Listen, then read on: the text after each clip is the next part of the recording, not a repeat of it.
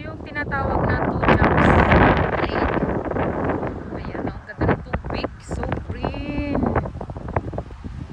Ayan, ganda-ganda ng tubig.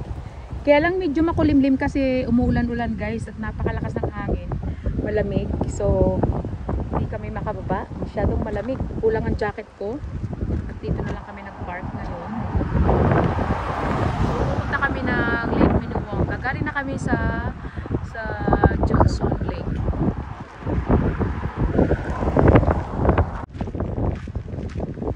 Mag-little hike muna kami.